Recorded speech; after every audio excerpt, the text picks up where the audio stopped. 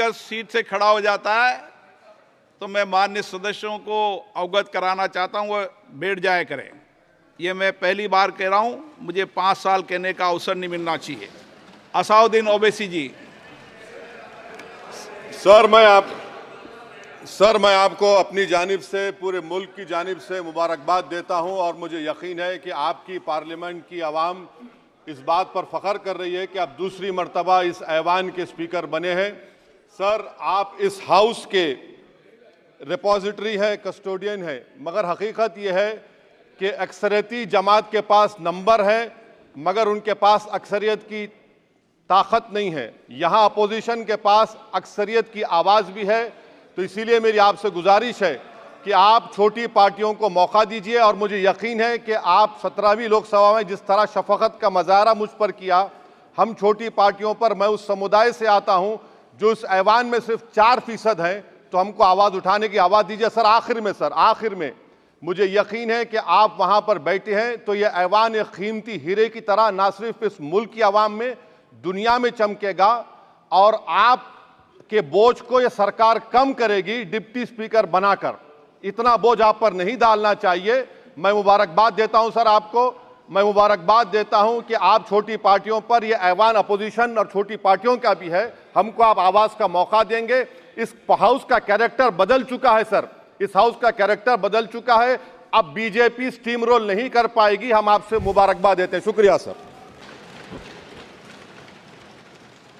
आवाज नहीं जाएगी, आवाज नहीं जाएगी, नहीं जाएगी।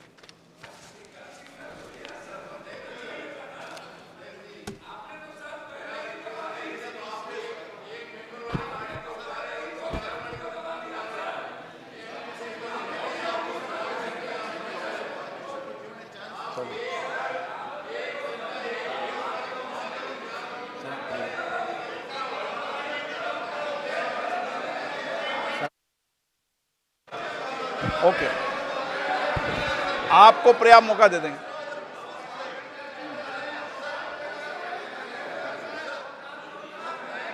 Okay, please.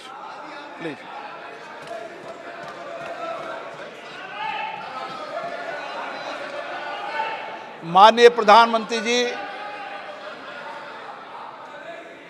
केंद्रीय मंत्रिपरिषद के माननीय सदस्यगण, सभी राजनीतिक दलों के नेतागण, माननीय सदस्यगण, मुझे इस महान सदन के पीठासीन अधिकारी के रूप में, प्लीज, मैं आपको सबको मौका दूंगा। Please Amrao ji, please, Owaisi ji, please, सबको मौका दे।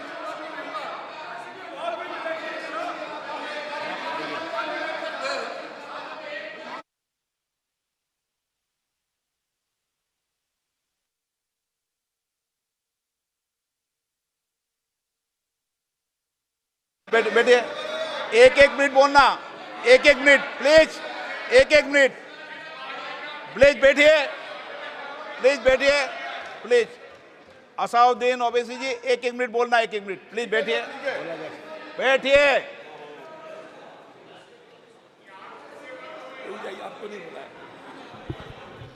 माननीय सदस्यगण, जब स्पीकर सीट से खड़ा हो जाता है तो मैं माननीय सदस्यों को अवगत कराना चाहता हूं वह बैठ जाया करें। ये मैं पहली बार कह रहा हूं, मुझे 5 साल कहने का अवसर नहीं मिलना चाहिए। असाउद्दीन ओवैसी जी। सर मैं आपको अपनी जानिब से, पूरे मुल्क की जानिब से मुबारकबाद देता हूं और मुझे यकीन है कि आपकी पार्लियामेंट की आवाम इस बात पर फख्र कर रही है कि आप दूसरी मर्तबा इस ऐवान के स्पीकर बने हैं।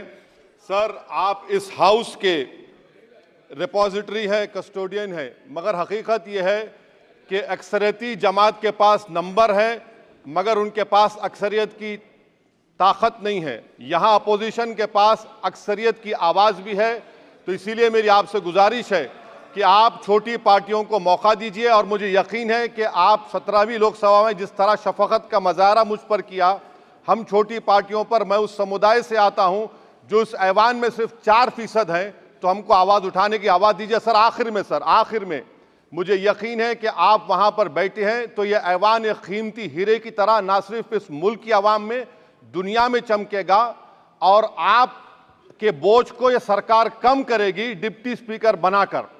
इतना बोझ आप पर नहीं डालना चाहिए।